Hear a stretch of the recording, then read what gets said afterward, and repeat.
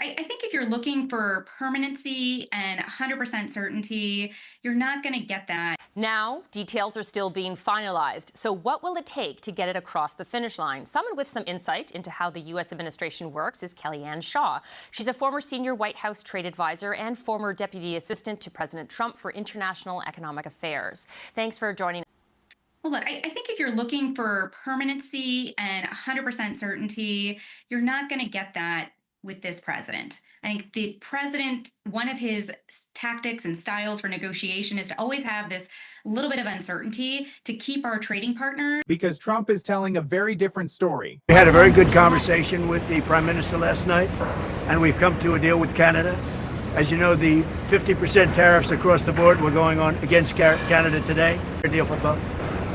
The tariffs will be non-existent for our farmers. Our farmers were paying tremendous tariffs into Canada, and those tariffs are going to be totally eviscerated, down to zero. Is the U.S. going to lower tariffs on Canadian autos or lumber? We're doing certain things. We're got to give some. That was the president. Here's the prime minister, same night. Joe Biden may be awoken from the grave. The president then shared this AI image of himself pulling the pipeline from the ground. Two leaders, one night, opposite messages. So which one is real? This tariff pause, it really did motivate both sides to give those last minute concessions. And then you need a few more days to paper over what those sewn up, tied up, signed up by the end of Friday. Yeah, well, I certainly think greater than not. And I've been involved in a lot of negotiations. I've seen the president negotiate with a number of world leaders. I've watched his style close. Here's what we actually know.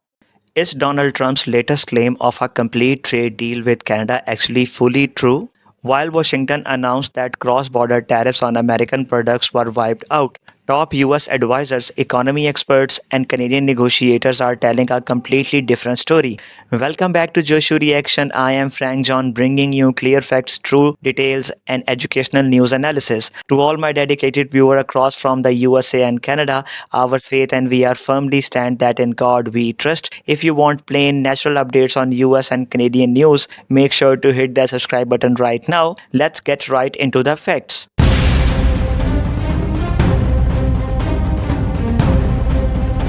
Right after Donald Trump publicly declared that a deal had been finalized to protect farmers and drop tariffs, Canadian officials clarified that the two sides had only agreed to temporary 3-day pause on proposed 50% tariffs to finalize written terms. Even former White House advisors pointed out that in US trade negotiations, total permanence and absolute certainty are rarely guaranteed. Instead, uncertainty is often used as a core negotiating strategy to keep trade partners guessing. American economists and Canadian trade advisors are raising red flags over these repeating trade cycles. Economists highlight that the US already renegotiated NAFTA into the USMCA agreement just a few years ago. Repeated revisiting signed trade terms creates instability for businesses on both sides of the border. In fact, trade friction and retaliation over the past year have already caused American exports in certain sectors, like spirits, to drop by over 70%. Despite the fog in communication, real movement is happening behind closed doors. Sources indicate potential proposal to lower heavy steel and aluminum tariffs from 50% down to 25%, offering immediate relief to key industrial sectors.